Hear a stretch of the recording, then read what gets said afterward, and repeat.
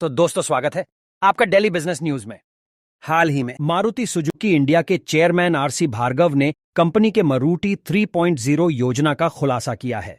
इस योजना को तहत अगले 9 सालों में कंपनी अपनी उत्पादन क्षमता में 20 लाख इकाई प्रतिवर्ष की बढ़ोतरी करने पर फोकस करेगी।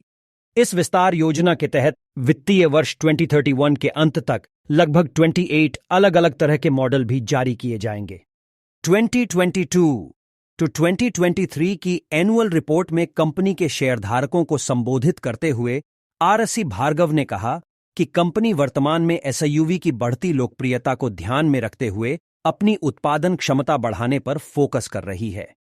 कंपनी ये क्षमता विस्तार वर्तमान और भविष्य की मांग को ध्यान में रखते हुए कर रही है। आरसी भार्गव ने आगे कहा कि हालांकि भारतीय ऑटोमोबाइल सेक्टर में चीन की तरह दोहरे अंकों की बढ़त की उम्मीद नहीं है, लेकिन उम्मीद है कि वित्त वर्ष 2030-31 तक इसमें 6% की विकास दर बरकरार रहेगी। बता दें कि चीन में अतीत में ऑटोमोबाइल सेक्टर में डबल डिजिट ग्रोथ देखने को मिली थी। बढ़ती मांग को पूरा करने के लिए कंपनी की तरफ से उठाए गए कदमों पर बात करते हुए उन्होंने कहा, विस्तार का हमारा पहला चरण तब था जब हम एक सरकारी कंपनी थे।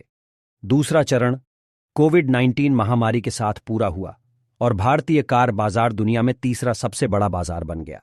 देश की कार उत्पादन क्षमता बढ़ा 20 लाख यूनिट करने में हमें 40 साल लग गए। सुजुकी मोटर कॉरपोरेशन ने गुजरात प्रोडक्शन यूनिट की स्थापना करके इस प्रक्रिया में अपना अहम योगदान दिया। मारुति सुजुकी इंडिया को अब अगले 9 वर्षों की अवधि में अपनी उत्पादन क्षमता में 20 लाख यूनिट सालाना का इजाफा करना होगा। मारुति सुजुकी को उम्मीद है कि एक्सपोर्ट डिमांड आगे भी बढ़ती रहेगी और वित्त वर्ष 2030-31 तक एक्सपोर्ट बढ़कर 7.5 लाख से 8 लाख कारों तक पहुंच सकता है। चेयरमैन आरसी भार्गव ने कहा कि घरेलू मांग और एक्सपोर्ट जरूरतों को पूरा करने के लिए कंपनी के लिए अतिरिक्त 20 लाख इकाई की उत्पादन क्षमता जोड़ना जरूरी हो गया है। भार्गव ने कहा, पिछले साल हमारा एक्सपोर्ट बढ़कर 259,000 यूनिट हो गया।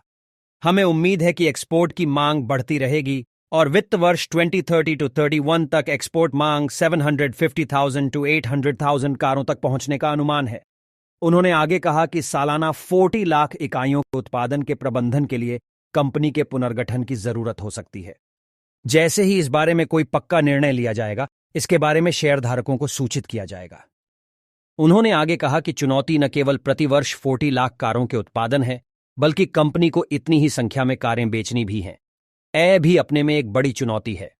वित्त वर्ष 2030-31 तक कंपनी के पास लगभग 28 अलग अलग मॉडल हो सकते हैं। स्पष्ट रूप से इतनी बड़ी संख्या में कारों को बेचने के लिए कंपनी के वर्तमान ढांचे और चल रहे सिस्टम में बदलाव की जरूरत होगी। फिलहाल इस समय बाजार में कंपनी के 18 मॉडल बिक रहे हैं।